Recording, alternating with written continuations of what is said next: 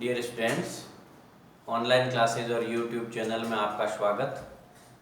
कल संधि के बारे में पढ़ा, जिसमें संधि के मुख्य प्रकार अच, स्वर संधि, हल या व्यंजन संधि और विसर्ग संधि के बारे में पढ़ा। आज पहला प्रकार अच संधि या स्वर संधि के बारे में विस्तृत अध्ययन करेंगे, इसके भेदों के बारे में पढ़ेंगे। तो आज का टॉपिक अच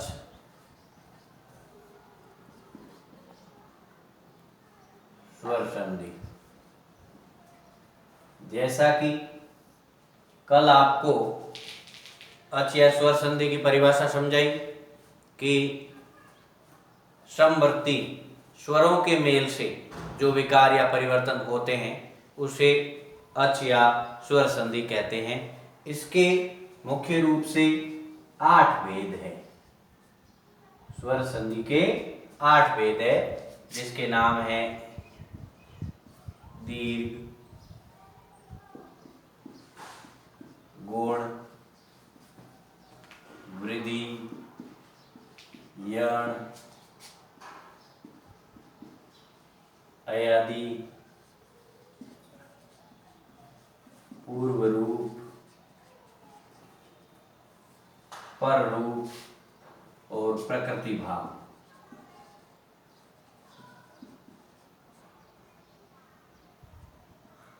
ये इसके भेद हैं अच या स्वर संधि के। दीर्घ स्वर संधि, गुण स्वर संधि, वृद्धि स्वर संधि, यण स्वर संधि, अयादि स्वर संधि, पूर्व रूप स्वर संधि, पर रूप स्वर संधि और प्रकृति भाव स्वर संधि। अब एक एक करके क्रमवार इन भेदों के बारे में विस्तृत अध्ययन करेंगे, जिसमें सबसे पहला लेते हैं दीर्घ स्वर संधि।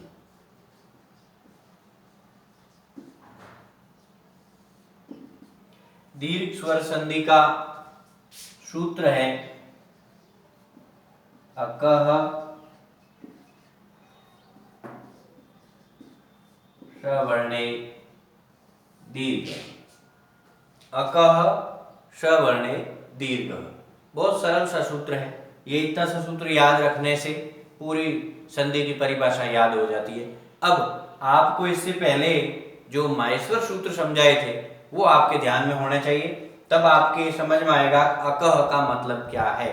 अकह में कौन कौन से वर्ण आते हैं। एक तो आ गया अकह में अ, ई, उ, ण नहीं आया, रह गया फिर इत संज्ञा के री और ली। ये अकह प्रत्याहार में आएंगे। अकह प्रत्याहार के वर्ण लेंगे तो अकह प्रत्याहार में आएंगे अ, ई, उ, ण, इत संज्ञक, री, ली, क इत संज्ञक। तो ये 5 वर्ण आ गए अकह प्रत्याहार के। ये हो गया अकह का अभिप्राय। अब अकह, अकह का मतलब अ, ई, उ, री, ली। सवर्णे के बाद सवर्ण स्वर लघु या दीर्घ, इनका अ, ई, उ, री, ली का लघु या दीर्घ स्वर आएगा तो उसका दीर्घ स्वर हो जाएगा। ये इसकी परिभाषा है। सरल रूप में हिंदी में लिखें तो ये तो संस्कृत में इसका सूत्र हो गया, हिंदी में लिखेंगे तो हो जाएगा अ, ई, उ, री, ली के बाद लघु या गुरु यानी दीर्घ।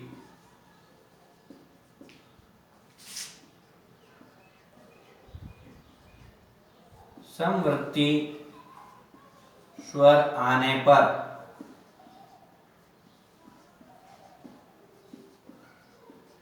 दीर्घ स्वर हो जाता है, उसका दीर्घ स्वर हो जाएगा, बड़ा स्वर हो जाएगा। अब कैसे, मैं एक एक का उदाहरण समझाऊं। जैसे पहले अ का लेते हैं अपन, तो अ का होगा तो क्या होगा, अ धन अ, आ हो जाएगा, अ धन आ, आ हो जाएगा, आ धन अ, आ हो जाएगा, और आ धन आ हो जाएगा। यही प्रक्रिया सभी में चलेगी, ई में भी, ऊ में भी, री में भी, लरी में भी। जैसे एक और उदाहरण अपन ई का ले लेते हैं, तो इसमें भी छोटी ई और छोटी ई मिलेगी, बड़ी ई, छोटी ई और बड़ी ई मिलेगी, बड़ी ई, बड़ी ई और छोटी ई मिलेगी, बड़ी ई, और बड़ी ई और बड़ी ई मिलेगी, बड़ी ई। यही क्रम ऊ में रहेगा, यही क्रम री में रहेगा, और यही क्रम लरी में रहेगा। इसी तरीके से समवर्ती स्वर आने पर उस स्वर का दीर्घ स्वर हो जाता है। एक बार फिर से समझ लें, अच्छ संधि या स्वर संधि जिसके मुख्य रूप से 8 भेद है। दीर्घ स्वर संधि, गुण स्वर संधि, वृद्धि स्वर संधि, यण स्वर संधि, अयादि स्वर संधि, पूर्व रूप स्वर संधि, पर रूप स्वर संधि और प्रकृति भाव स्वर संधि। अब दीर्घ स्वर संधि का सूत्र है अकः सवर्णे दीर्घ। अकः का मतलब माहेश्वर सूत्र से ही आपको समझ में आएगा। माहेश्वर सूत्र के 2 सूत्र आते हैं अकः में, अ इ ऊण री लृ क। इसका अंतिम इत संज्ञक वर्ण छोड़ दो तो अकः प्रत्याहार में आगे अ इ उ री लृ, ये 5 वर्ण आएंगे। और इसके बाद इसका लघु या गुरु समवर्ती कोई भी स्वर आएगा तो उसका दीर्घ स्वर हो जाएगा। ये स्थिति अ इ उ री लृ सभी में होगी। जैसे अ की स्थिति समझाई तो अ और अ मिलके आ, अ और आ मिलेंगे आ और अ मिलेंगे तो आ, और दोनों दीर्घ आ मिलेंगे तो भी आ। कोई भी समवर्ती स्वर होगा तो उसका दीर्घ स्वर हो जाएगा। जैसा कि संधि का नाम भी क्या है, दीर्घ स्वर संधि, कि जो स्वर होगा उसका दीर्घ रूप या दीर्घ स्वर होगा। अब दीर्घ स्वर संधि के उदाहरण में आपको समझाता हूं।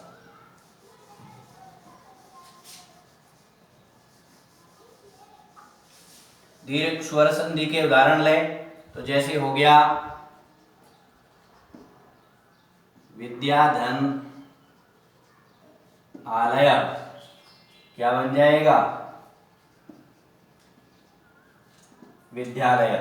अब इसमें क्या क्या मिले, आ धन आ, या आ प्लस आ बराबर क्या बन गया, आ। ऐसे ही एक और उदाहरण ले लेते हैं, पुस्तक धन आलय, क्या बन गया, पुस्तकालय। इसमें क्या क्या मिल गए, अ धन आ, क्या बन गया, आ। ये इसके उदाहरण हैं। इसी प्रकार ई के उदाहरण भी ले सकते हैं। कपि धन ईश्वर, क्या बन जाएगा, कपीश्वर। क्या मिले इसमें, छोटी ई और बड़ी ई, क्या बन गई, बड़ी ई। ऐसे ही ऊ में भी होगा, जैसे आ गया भानु धन उदय बराबर भानुदय। क्या क्या मिल गए इसमें, छोटा ऊ और छोटा ऊ मिलके क्या बन गए, बड़ा ऊ। ऐसे ही अ के उदाहरण हो गए, ई का हो गया, ऊ का हो गया। इसी तरीके से री का और लृ का उदाहरण भी लेंगे अपन। तो री के उदाहरण में जैसे ले लिया पितृ प्लस ऋणम, पितृ धन ऋणम, तो हो गया पितृणम। इसमें भी छोटी री प्लस बड़ी री मिले तो बड़ी री हो गया, ये री का हो गया। ऐसे कैसे लृ के भी उदाहरण होंगे। अब इस प्रकार के विभिन्न उदाहरण इसमें, वैसे एक अ का ले लिया, ई का ले लिया, ऊ का ले लिया, री का ले लिया। ऐसे ही लृ के उदाहरण होंगे, और बाकी में भी जैसे इसमें आ और आ मिले, इसमें अ और आ मिले हैं, ऐसे ही आ और अ का उदाहरण भी होगा। दोनों आ का उदाहरण भी है। सभी प्रकार से चारों स्थितियों में ई के भी हैं, ऊ के भी हैं और री के भी हैं, लरी के भी हैं। आप विभिन्न प्रकार की और व्याकरण की पुस्तकों में से ऐसे विभिन्न उदाहरण देखें, समझें, स्वयं उनका संधि विच्छेद करें, संधि युक्त पद बनावें और अच्छे से इसको याद करें। तो ये थी दीर्घ स्वर संधि। सबके समझ में आ गया होगा। दीर्घ स्वर संधि के बाद अगली कक्षा में, अगले वीडियो में इसके दूसरे भेद के बारे में पढ़ेंगे। तब तक के लिए नमस्कार।